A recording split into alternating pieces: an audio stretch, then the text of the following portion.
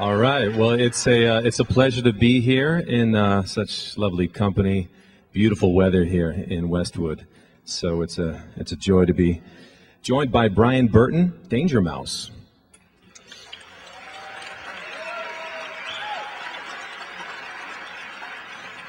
Now, first of all, as a chosen artist in residence for the LA Film Festival, you have been asked to select 3 films which will be screened during the festival. Which films did you pick? I knew I would have to pick a Woody Allen film, so I picked Deconstructing Harry.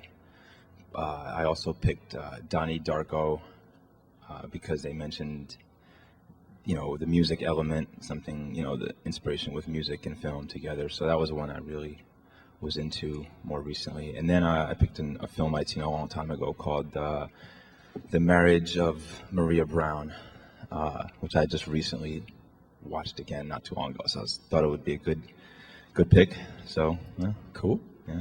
Well, before we get into, Brian, the film aficionado, I want to discuss Danger Mouse, the super producer, and cover the music, and then we'll get into film and how they all relate.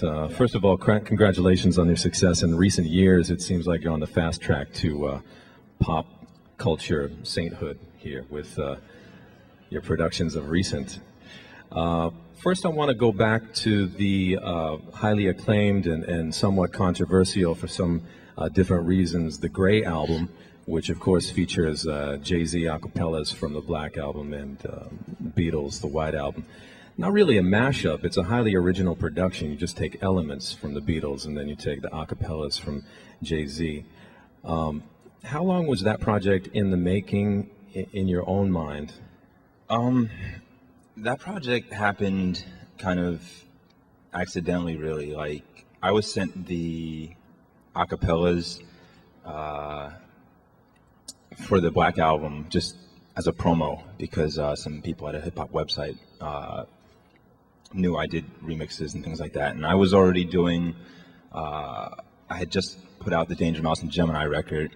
So I was signed, I was just making it by. I was doing music for Cartoon Network at the time and had an indie record deal and things like that. So I was just getting by doing that. But then I had just recently started on a project with MF Doom that I'd just started working on, and also with CeeLo.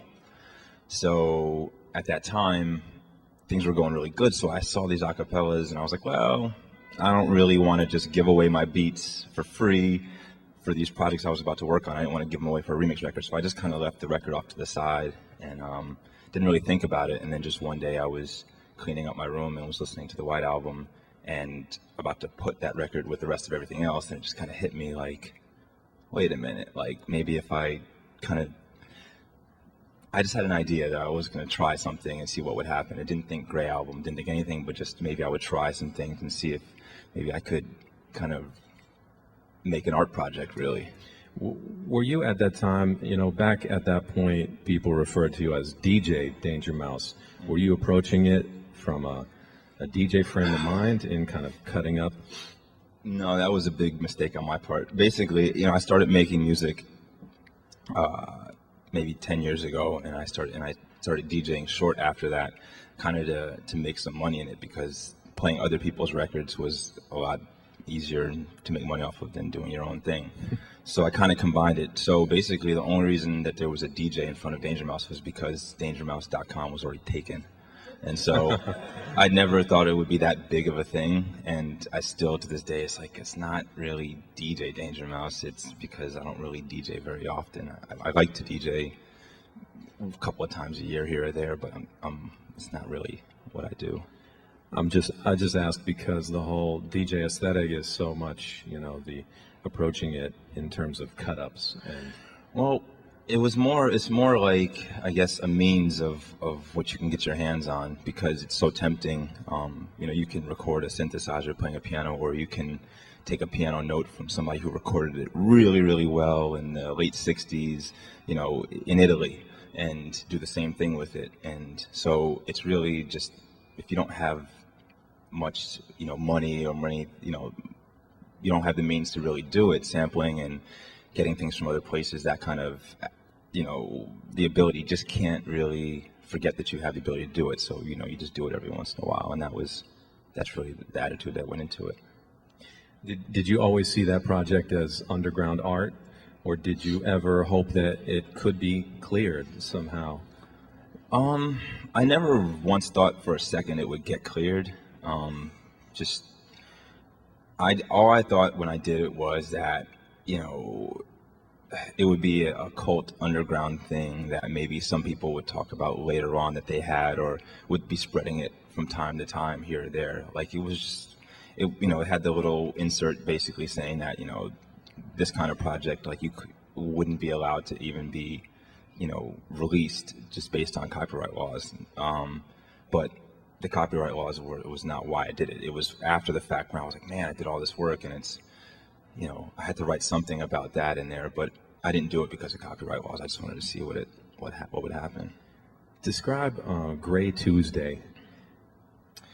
Gray Tuesday. I was in, I think, Las Vegas or something like that with Gemini, who I had done a record with, and who now, at the time, now all the attention has shifted away from an indie record, which is hard enough to get attention for. It's now shifted to this Gray album thing, which you can't sell or do anything with. So we were there trying to do a show, and somebody had told me about it, that some people had done this Gray Tuesday thing, and all I thought was, after I got over the flattery and then realized that it was more about probably what they were doing than about, what I did. It was much more,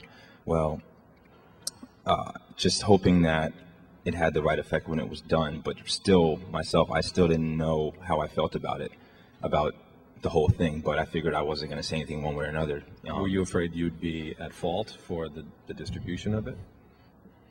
I didn't know. I didn't really care. At the time, I didn't have anything that they could take. I knew that sampling and doing stuff, I had to tell it to my parents all the time. It's like, so let me get this right. Like, you took this person's music and you took that person's music, and your name is this other cartoon. What are you doing? And it was just like, it's like, yeah, but there's nothing to take. It's just kind of like, I'm doing it because I want to do it, whatever else. And at that point, when Gray Tuesday happened, I still didn't have anything for them to take. So I was like, just might as well get it all out before I have something. So it was fine. But I didn't know anything about the guys who did it, and I just didn't want to interfere. I didn't want to promote it or discourage it, because neither one of the Jay-Z or Paul McCartney or Ringo, neither one of them did the same thing, said anything really to, promote or discourage what I did. It just kind of just was there.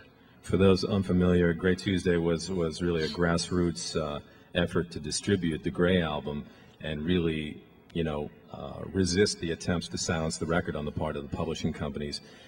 You can actually get the album pretty readily on the internet still. If you just do a quick Google search, it happens in no time. I wanted to ask you what you thought if you watched the Grammys this most recent year and you saw Paul McCartney, Jay-Z, and it was Linkin Park taking the stage at the Grammys. It was, in a way, a manifestation of your idea in the Gray album. In a way. But not quite. I'm glad you didn't ask me that question. You didn't tell me that question backstage, because I would have said, don't ask it, please. I didn't go to the Grammys. I didn't want to have anything to do with anything like that. So with that particular thing, it was what it was, and I really just didn't have any, at that point in time, I just didn't have anything to do with it anymore, really. And I just didn't, I just done the Gorillaz record, so I was more into, I really was. It was a little too much, a little too late, or whatever, however the saying goes. It was just. Also, the Gorillaz actually opened that show, so. I hear. Get the last laugh there. Yeah.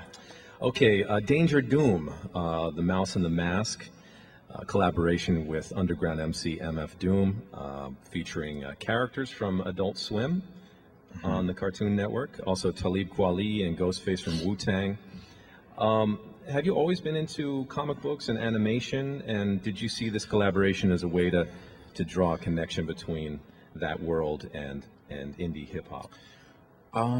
No, I think that I definitely get the cartoon thing much more than it really is. It's just been a bunch of coincidences that have to do with cartoons. I mean, the first art that I remember doing was just drawing comic books, but that was a long time ago. And the Cartoon Network thing, I was doing music for them for a couple of years. That was how I kind of supported myself before I had a record deal or anything like that. I was doing freelance music for them, for the Cartoon Network, because they were in Atlanta. I was in Atlanta, and they had heard some music that I had released, and so I was able to make music and make money from them. So after that, I had a continued relationship with them, and I still did. And so when me and MF Doom first got together on the Prince Poe record, he did a guest appearance, and we worked together. And he became my favorite rapper alive. Like he's just my favorite. Why do you say that?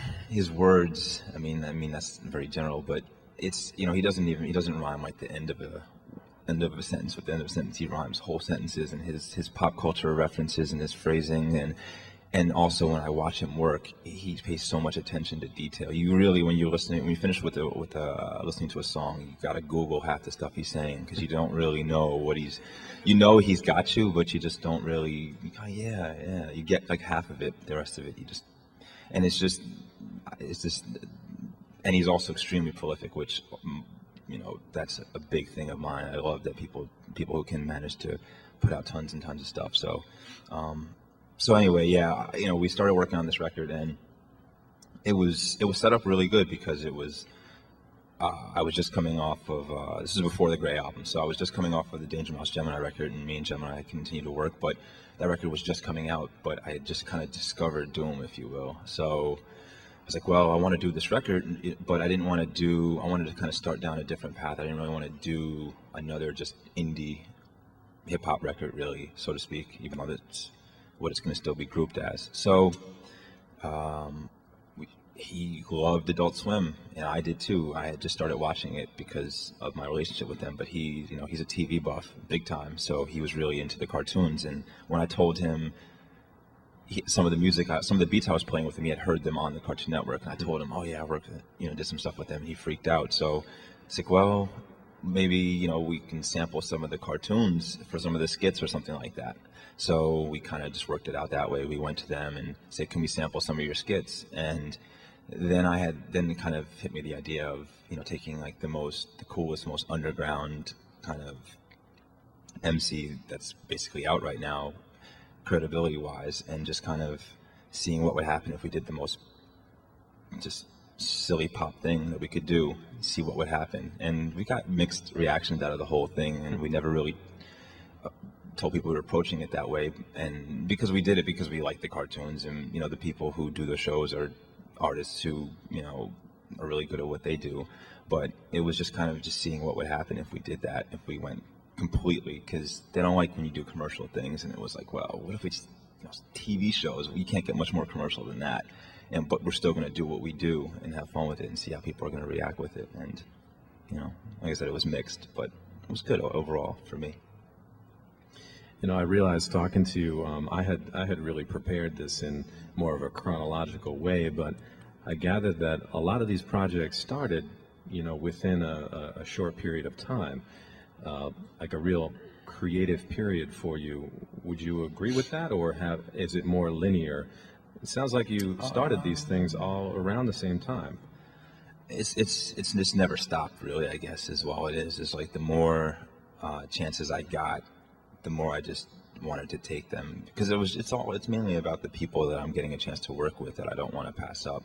I'll just keep going straight through to be able to. I don't really want to take a break. It's like, take a break or work with this person, and it's just, I'd rather just keep doing that. Keep going. Yeah. Keep going. Well, let's cut to Gorillaz. You were nominated for a Grammy on that one. Talk about the making of that record, what you took away from that experience. That record happened right after the Gray album, really. I had gotten a call kind of saying that Damon was interested. I think he was testing out a bunch of people, though, but I found that out later. But, excuse me. I went over to England and, met him, and I didn't know very, very much about him, personally. I knew Blur for sure, and I knew a little bit about the first Gorillaz record, but not much.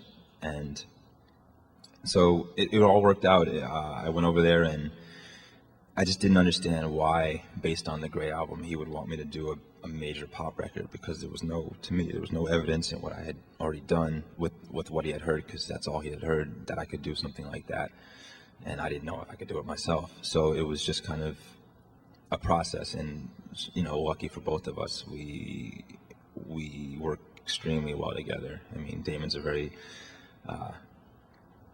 he's a very critical individual. He's very harsh at times, and musically we have never had an argument musically about stuff. We see eye to eye on things, and he just gave me, I've learned a lot from him. I learned probably more than any other person musically I've learned from him. He just really, really gave me the freedom to kind of try anything I wanted to, and because he's such a good songwriter, that was the glue really that held it all together whenever I would try stuff. So when we were doing the record, that was the main thing I picked up from him, was a lot of songwriting techniques and kind of how it all works together. And his work ethic is insane, so just kind of trying to match that with him. Well, at the moment, it's all about Gnarls Barkley, your collaboration with CeeLo Green from Goody Mob. This record has been very well received, brilliant results. What can I say? I mean, this is a breakout. Did you expect this at all, or is this just a complete surprise? I mean, if we just look at Crazy, is one of those songs that just has that effect. I mean, it's so reactive with people of all ages and all backgrounds. It's something people just are drawn to immediately. Yeah, it seems to be. Like I said, we started this thing so long ago, and it was a real simple thing. It was kind of like, CeeLo was doing a remix, and after we were done, the business at hand was kind of finished. I played him some music, and he wanted to use it on his record. He was doing his second solo record, and I kind of tried to fake him out and told him I don't really do tracks, I do albums. I only do whole albums. That's why, just to see what would happen. And he was like, all right, let's do a whole album then. And I was like, yes. But because this was before the Gray, this was before anything. I was just, I grew up listening to CeeLo. I lived in Atlanta, so Goody Mob, Outkast, that was the top, Mm-hmm. So I went in one day, and came back that same night, like, I'm doing a record with CeeLo, and didn't really tell too many people because it sounded like bullshit, and I didn't think myself that it was really going to happen. But then we did a couple of tracks, and then the Gray album happened, which then lifted me a little bit up to where I think, I had even more so to offer him on what I was going to be bringing as far as, the idea of a collaboration was concerned. But we had started on it back then. So little by little, through the Gorillas, through Danger Doom, we were recording stuff here and there. And, Crazy happened at one point in the middle of the whole thing. And there was something, there's always something really kind of special about that track. I mean, it's more than just, I think, on his part, because all I was doing was trying to kind of copy kind of like a Morricone sounding thing. And that was it, really. It really stood out once he came in and did what he did over top of it. I mean, that's all. We made all the music with the Gnarls Barkley stuff. All the music was made first. Like, I would make these, kind of instrumental songs that would be really busy, and because he had such a strong voice, I knew he could kind of cut through that. So I would just give him these songs and tell him, if you want to rearrange it at all or do anything you want with them, but here's kind of these songs that I have that need a home, or basically need something to kind of finish it off vocally. And so when he did with Crazy, he went in and did that in one take. He just, wrote to it while we were in the studio, and he came back out in one take. And I think that's when we knew that, okay, other people might like this also, I guess, because we were the only ones who liked really the stuff up to that point. Some of the themes on that record, I mean, identity crisis, just dysfunction, suicide. It's interesting to me that people are so, they can identify with all of that. And I wonder if it's ironic to you that such a personal perspective can reach so many people. I mean, I've just heard Crazy during the NBA playoffs, playing in a stadium. And I just wondered how that grabbed you, and would that change your perspective on it at all? I mean, is anything lost in translation there when all of a sudden it's reaching soccer moms? I don't know. I think that what we've tried to keep our attention on is what we were trying to do originally, and there's definitely bonuses that happen, and then there's things that could be potential negatives, and we try to make sure we kind of stay clear of those. So I just think that all the stuff he talks about is, I just would figure it would be relatable. It wasn't, that's how those songs, a lot of the deeper ones came about, was the two of us just talking, and it's just having comfort that somebody else feels that way too. And when we were doing the record, we didn't think it was going to be a big record. That therefore we, you play a song like Just a Thought, it's talking about suicide, but you play it in front of tons of people and it's all out. It's just, wait a minute, it's not the way it's supposed to be. But at the same time, that's why it does sound, it wasn't contrived. None of the stuff we did was like, okay, let's make a song about suicide. Let's make a song about being crazy. We'll make a song about, all the different things that happened. They just were conversations that we had that turned into songs when it came time for him to go in the vocal booth. So I don't know what's going to happen from here. I hope it doesn't screw up the whole thing. I don't know. We're just kind of watching and seeing, and like I said, hoping that it doesn't mess up the original kind of people that it resonated with. Sure. As we transition to film, I just want to touch on collaboration, because in each case, on the music front, collaboration is pretty important. Would you ever make a solo record, or is collaboration a vital part of what you do? Oh, I mean, if I was ever capable of making a solo record, maybe. Every time I get ready to think about doing that, the first thing I think is, okay, well, who am I going to get on my solo record? So it's like, that's when I know it's not really the time to do it. So right now I'm still working with people who I can learn from, and that's like, now that the more and more people who listen, the more and more afraid I am to kind of like take it on myself, really. I still want to make sure I know what the hell I'm doing, because I still feel like I don't a lot of times. Now, filmmaking is an incredibly complex collaborative process to bring your vision to the screen. You don't have to look much further than your publicity shots for Gnarls Barkley to realize that you're a big fan of film. Some of the duos that you portray in your publicity shots include like a couple Droogs from A Clockwork Orange, Vincent Vega and Jules Winfield from Pulp Fiction, Batman and Robin. What else have you portrayed in those shots? We did, what else did we do? We did Napoleon Dynamite, we did Big Lebowski. We just really looked for stuff. They weren't necessarily our favorite films, even though we liked a lot of them. It was just, what could two guys pull off where you would know what it was and you didn't have to get props, because we did all those photo shoots basically the same day ourselves. It was like, if we're gonna, the whole point in dressing up at the time was that the record itself mixed a lot with genres, and we had a feeling that it could get not super big but kind of big, and didn't really want to tip off the youngsters as to what kind of shoes and chains and whatever else we were rocking, really, and how we dressed and where we stood, because we didn't want that to really be a factor in what we were doing. So we said, well, let's just try, doing these movie things. That'll be kind of a silly thing to do, and we just couldn't imagine somebody else rushing us in and out of costumes. So we just did them all ourselves, and then when it was time for magazines wanting pictures, we just gave them to them, instead of going and dressing up for them. You caused quite a sensation at Coachella as your band hit the stage in a Wizard of Oz theme. Mm-hmm. So there again is another film reference. Was that your idea? It was. All the ideas are kind of just thrown out there, and then when something sticks, we use it as best as we're able to. Some stuff we haven't been able to do yet, but you must have been hot up there, though. You were the Tin Man, and I was CeeLo the Tin was Man, yeah. was the Lion. Now I know CeeLo is not short on courage. Are you looking for a heart or? I never. Oh, I guess not. No, I don't know. I just said, hey, I wanted to use the little can on my head. That was it.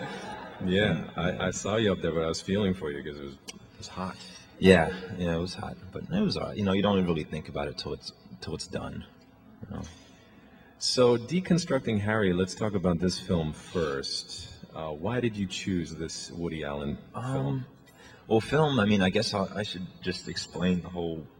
I guess people probably don't know. Besides, like we said, the pictures, the film, music relation, as much. But basically, I started out doing music because I wanted to do film, but I couldn't afford the equipment to do it, and I knew it would be impossible. Like I was inspired by film so much, I wanted to. That's what inspired me to eventually go to music because I couldn't get I'm very impatient. I want to do it right then and there. And I'll wake up one day sometimes now and I'm going to make a record today, the whole thing. I'm just going to record the whole thing and then give up, pretty quick after that. But I want to have something finished and done so quick all the time. And so film, it was just, I had no idea. Same thing with music. I had no idea, but I knew music would be much cheaper. So I decided I would just do music, but I wanted to do it the way a director would do film. So that's why I did my kind of career or whatever, like the way I do things now. I try to do it the way a film director does, which is basically, having an idea for the project itself and then getting who your star is and then trying to put the whole thing together and then putting it out there. And I haven't quite gotten to it being a full-fledged transition, but I'm trying to make it like kind of create a director's role for musicians, like in that same kind of way, like an auteur basically, but with music. And so when I started out doing music, that was the intent, was to kind of create these kind of ideas. I could write a couple of paragraphs about this story, and then I would make this instrumental music where like, hey, this is about this girl in the desert, and you're like, oh yeah, that sounds like that, but it doesn't. It's so easy with music, especially instrumental music. You can kind of really make people see stuff, and so visual. A lot of stuff I do musically, I try to make it very, very visual for that reason, so I can have these concepts, these ideas there, so that people could then see them afterwards. So Woody Allen was one of those things where I just kind of, when I got to school, you take your film class, you're like, oh wow, I didn't know that people like meant to do all these things, or that people even do any of these things they're doing in films. I just thought it was cool. And then you realize what goes behind it, what's behind it and what goes into it. And with Woody Allen, it was much more just kind of, I grew up in New York in a Jewish neighborhood, and the first Woody Allen film I saw was Deconstructing Harry when I was probably 19, I guess, or like 96, so something like that. And everybody knows who Woody Allen is, but nobody really knows. So then, I see that, and I went and saw the rest of his other films, and there was something that I just didn't understand why I related to this 60-year-old Jewish guy. I didn't understand why it was so. I totally understood this guy in a lot of ways that I felt like I never kind of really discussed with my friends, or that the conversations that would come up with him never came up with me and my friends. And it just was something that I felt I understood. And so the more and more I went into it, the more I understood of how he kind of did his, career from the beginning, and the amount of films that he had, and just kind of made me feel better about myself looking at this neurotic old man. And I just, fell in love with his stuff. And so I picked Deconstructing Harry just mainly because it was the first film that I saw of his. And I try to give that off to friends, like, kind of a tester, give it to your friends. Like, I didn't like it. Like, I'm probably not going to like you then, So it's one of my favorite ones, mainly because it was the first film of his that I had seen. It's really well crafted too. In some ways, how he used the jump cut to reflect his neurotic, frame of mind. Right. Also, the fluidity that it goes between his fictional world and the real world characters. Do you care to describe the film at all? Well, I mean, when I first saw it, I guess I had just started taking my film classes and things like that. So yeah, there was the technical side of things that were being shown in the books and things that I still never went and saw the films of his. I just knew that he was, respected in that way. But when I saw the film itself, it was pure just enjoyment, really. It wasn't so much from the technical side of things. But yeah, looking back on it, and because when I first saw it, I didn't know that wasn't a character. I thought it was. I thought it was a character. I didn't know that was him. Like, I thought he was playing this guy. I was like, this guy's a great actor.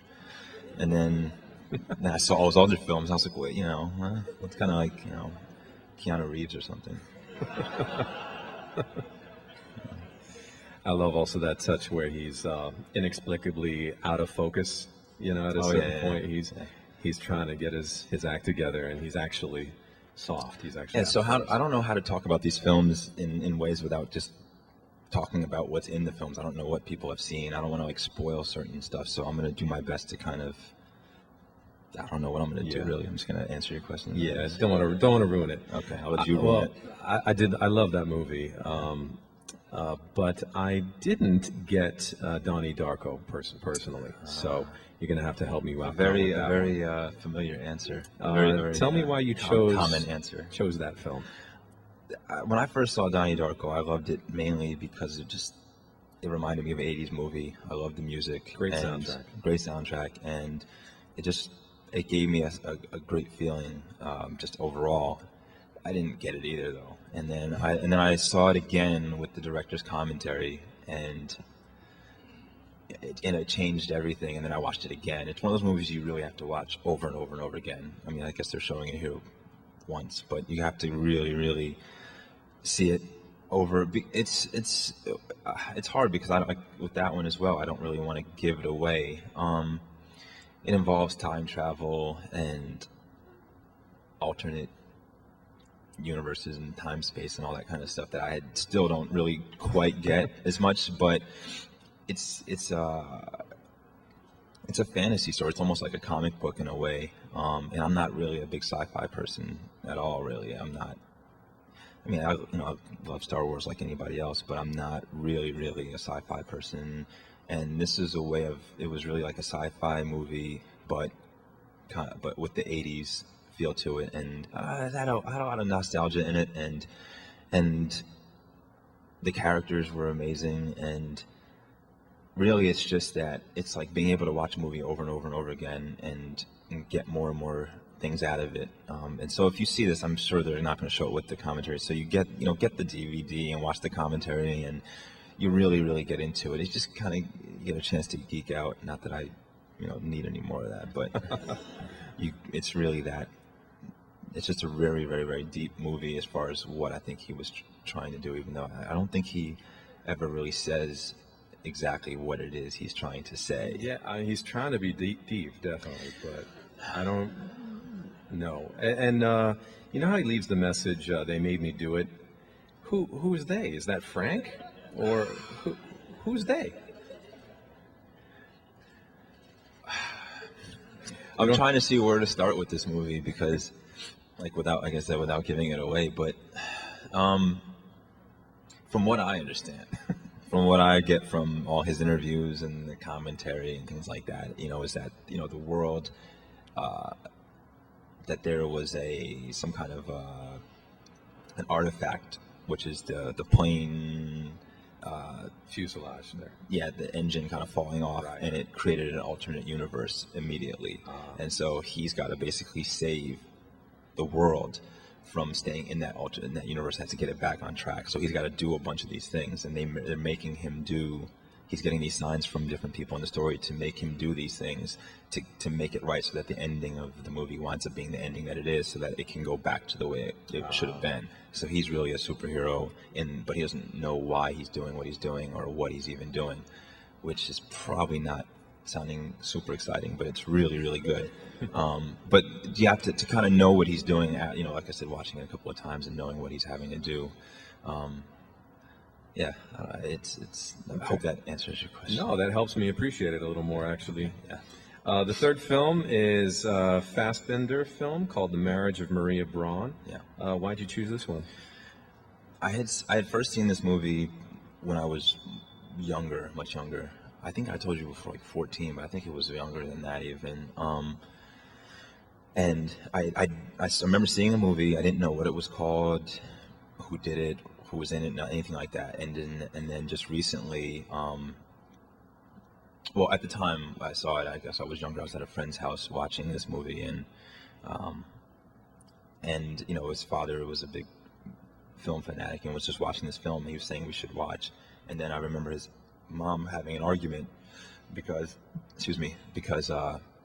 there was nudity or something like that. And so my friend, you know, we were both like, yeah, we're gonna watch it, and he got really bored really quick, but I stuck around I wanted to stick around to wait, and so I stayed and watched, and then eventually it happened, but I was still kind of wanting to watch it, and it's basically it's a German movie in post-war Germany, taking place like in the early 50s. No, was it early 50s? I guess. Yeah, pretty much early 50s, right after the war is over with. And it follows this female lead character who basically does anything she can. She's searching for her husband, who was a soldier. So she walks around kind of with this sign on her back with his name on the back of in big letters, and a picture of him. Have you seen him? You know, everywhere she goes, she wears this thing, and she's like, and she had just like. Right before he was going out to war, it was strange because right as he was going to war in the beginning of the movie, he's basically there's shells going off. It's in the middle of the war, and he's almost on the ground, like signing the marriage certificate as he's leaving to the war. So she grabs it. She has this marriage certificate, and the next thing you know, she's waiting for him to come back. So it's like she's in love with this person that. How long have they even known each other or whatever? They've been married just as he left off, but she's so obsessed with finding him afterwards.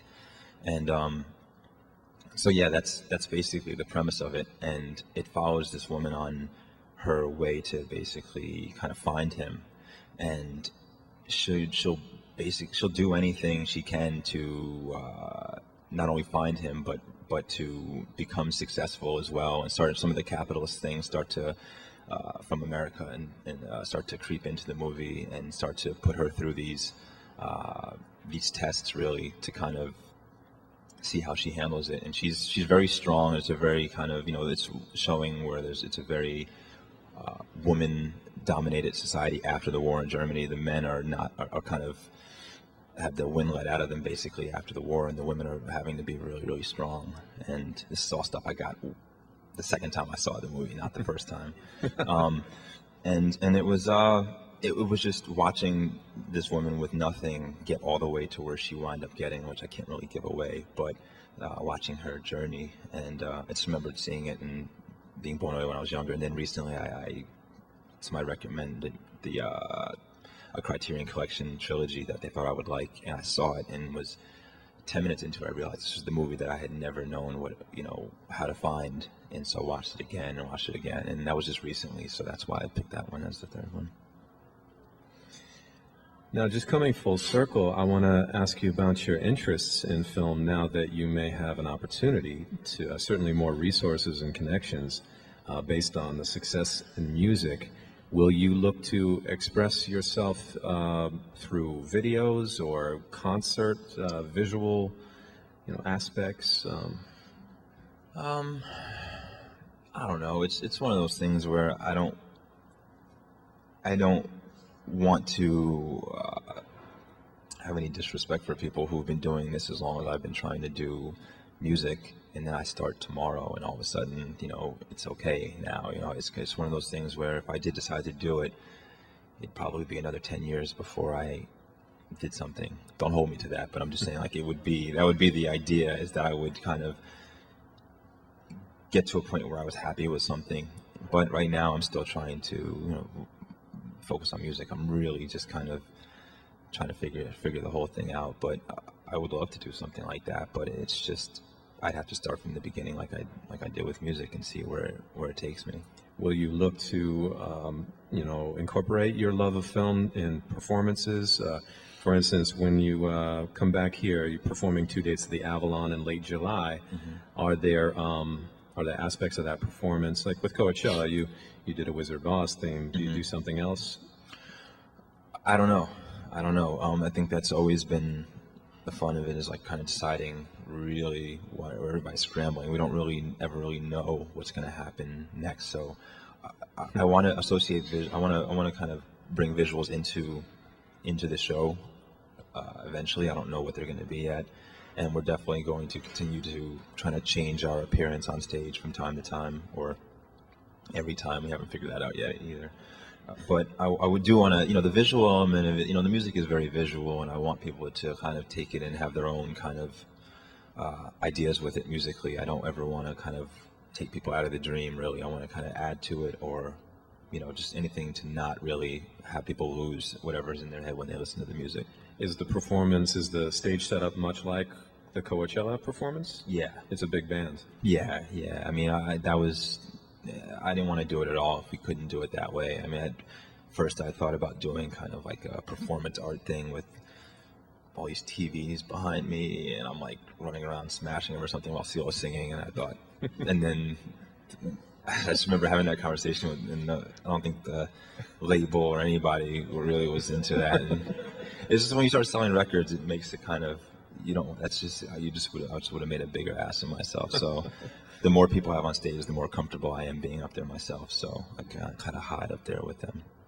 Would you be interested in scoring or music supervising or Definitely not scoring. I've seen it done, and no, I'm way too impatient for scoring, and besides not being able to read or write music, that so both of those, nah. I'd be into doing a bunch of original music that somebody would then use and incorporate into their film. Right. So basically doing what I do now and then letting somebody else decide to mess with it. But no, I mean, and music supervising, I know music supervisors, and I've heard a lot, and it sounds like it's a nightmare. So no, I don't know. That'd be pretty hard to do. Sure. Yeah. All right. Well, we wanted to make sure we had some questions from the audience as well. Should we? Had you just been watching a Western and then took that and thought, oh, this would be really cool, or were you listening to it a lot? What was the process? The Morricone, well, his film music is my favorite. It's his span of what he can do, and his output. With everything he's done, he's just the best. So it's. Yeah, I just love the spaghetti Western sound and feel of things. So, there's a sample in Crazy that I got some really cool sounds with, and was really just trying to get the feel of that. It's like this really melodramatic kind of, with the female voices, but then I wanted to try to do a different chord progression, which would be a little bit different than that, so it would be kind of juxtaposed a little bit. But then you can't even really imagine you can never know, you can never really guess what would happen until CeeLo did what he did over top of the music, which made it even more so. But I mean, it's one of those things. Morricone, they always hear Morricone as God kind of thing, and it's kind of, I'm one of those people who, would kind of say that, if anybody is, How's it going?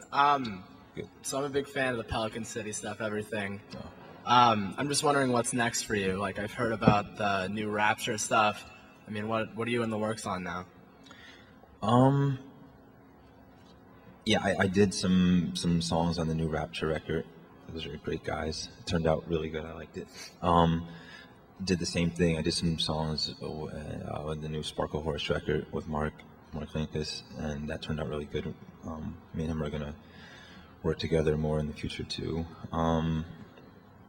I did a new project with Damon we did this past year. We kept working after the Gorillas, but I can't really go into what that is. It's kind of a secret right now, and kind of everything else is kind of a secret too, I guess, really. But those are the things that the press have already found a way to leak, so I can just regurgitate them.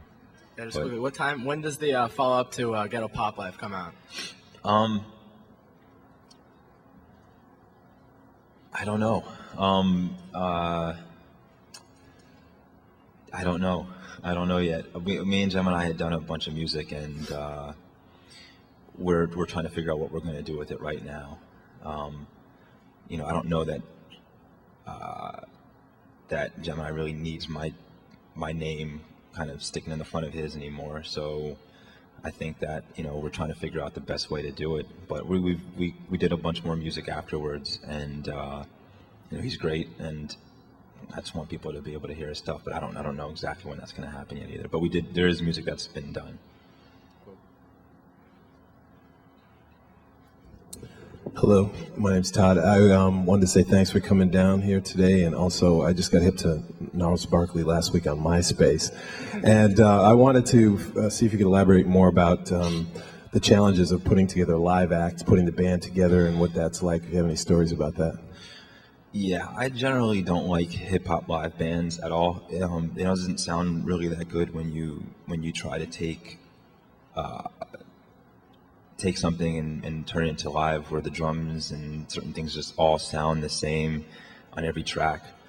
It's very difficult to do, and I was really skeptical. I didn't think that we were going to be able to really do it, and so that was the main challenge in how we were going to really do that without having 13, 14 people on stage. So we just had 13, 14 people on stage and got the strings. We got all the people together really to do it. That was the only real way to do it. And so we got it. So it was really just kind of, okay, well, I was influenced by a lot of like late 60s psych stuff, and that's the kind of sound I wanted the band to have in a way. I guess there's definitely funkadelic elements and sometimes more dramatic elements on some of the slower, heavier stuff. But I wanted to take each song and say, okay, well, how would this band play this song? And as long as you have CeeLo up there singing the way he does, because he sounds just like he does on the record, you're going to be okay, because he's not up there rapping, which nothing wrong with rapping, but I'm just saying, like, it definitely helps to have that dynamic element of singing on top of the music when you're trying to recreate it. But it's very difficult for it to not sound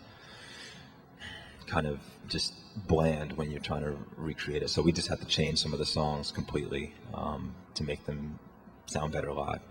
Also, there's a sample quality, in the foundation of the track. Mm-hmm. When you listen to it on CD. Is that a challenge to reproduce live? Yeah, it is, because anytime you have something, to me, when I'm making music, one of the hardest things is, and this is why I work very differently, I think, than most people. I just can't. If you lay down a drum beat and then you have somebody play a guitar to it, it's going to sound like somebody's playing a guitar to the drums, and you lose a certain amount of tension and feel to it than if you try and force something to fit. And so when we started to do it live, that was difficult, because if everybody's playing to the thing, it just kind of tones the whole thing down. It sounds a lot more it can be just a lot more dull. And so it's still difficult. We've only done 3 shows, and we're trying to do more. We're trying to make it sound, to match that quality. But I think that given that the original elements of the song already work a little bit weird working together, that even when they're reproduced live, as long as they're kind of true to the parts they were on the record, it still sounds a little bit kind of different, I guess. Those are work in progress too. Yeah, we're still trying to figure it out, but some stuff definitely works better than others, but as a whole, we're still pretty happy with it. Also, I wanted, as a continuation of that gentleman's comment on MySpace, and my wife had Crazy as the soundtrack for her MySpace page for a while, probably still does. The internet has been quite a resource for you. Consider that Crazy was, and this was a landmark in the industry, was the first single to go #1 in the UK based on downloads only. Mm-hmm. So there was no physical CD in stores. Simply as a download, it went #1. Mm-hmm. And then also the distribution of the Grey album on the internet. It's interesting that the internet has kind of really served you. Yeah, I don't know. I guess I've never really treated the internet as a huge friend, really, personally, besides for my own, use like anybody else uses it. But as far as art and the music and things like that, I never really embraced it that much. I just had this thing, I guess, about it. I just think that people are starting to have such short attention spans, and that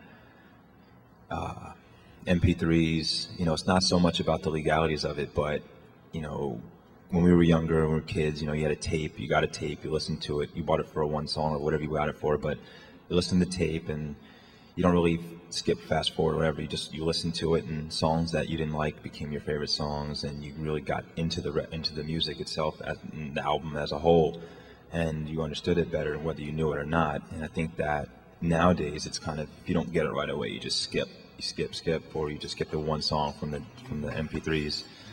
And that's why I'm not into downloading so much, not the legalities, but that is just, it's just kind of, and people are more of, record labels and now even artists are starting to respond more to that. And it's just kind of, hopefully it's not going to always be that way, but that's why I never intended, that Grey Album was an album, crazy. There's a lot of records, there's a lot of things about the song. I love the song, it's great. If it's a means for people to get the record, great, but I wasn't really so concerned about the charting of a single. It's good. Hopefully it'll be good for younger people who it replaces a different song that they would have been into that maybe would have sucked a little more or something. But other than that, it's a song that's part of a much bigger thing. And I don't know. I just it's love-hate with the internet, because it's like you said. If it wasn't for that, I don't know. I'd be doing something, I guess, but it's definitely helped a lot, and it's going to help a lot of other people. It's just, it's got a ways to go, I think. I don't know. It'll handle itself. I guess it's more a human nature thing than the internet. It's just the way it is. DJing is the same way. It's like, sorry, I'm going to go on my little rant, but DJing is just, it's the same thing. You're not, it's the short attention span again. It's like, you hear they sell more turntables than guitars, and it's the instant gratification that you get from playing somebody else's record, and you kind of can mistake that for it being the same thing, when really it's not the same thing. You try and get in front of a crowd of people and get them to dance and entertain them on a guitar the same way you can by playing Michael Jackson. It's not going to happen. So it's like, people need to understand what they're really doing, what it really is, and I think that people a lot of times mistake those things. Yeah, culture becomes disposable. Yeah, Let's bounce over here. I guess two questions.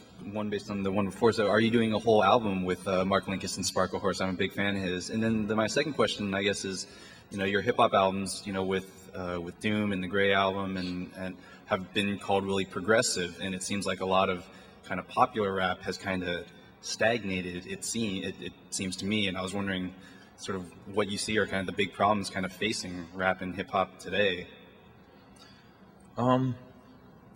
With the Mark Linkous thing, no, this new record he finished, I did about maybe 4 songs with him on that. We were just getting, kind of, I came along as he was doing it, so we did it there, but there's definitely a possibility of us doing a whole thing together after that, but that's kind of anybody I work with, there's always open chance for that. And as far as hip-hop, I don't know, man. It's like, I've had this discussion so many times. It's like, it used to be better, and it's like, not really. I mean, we used to listen to Snoop and NWA, and now it's not much different. It's like, a lot of stuff is, whether it's more violent, more this, more that.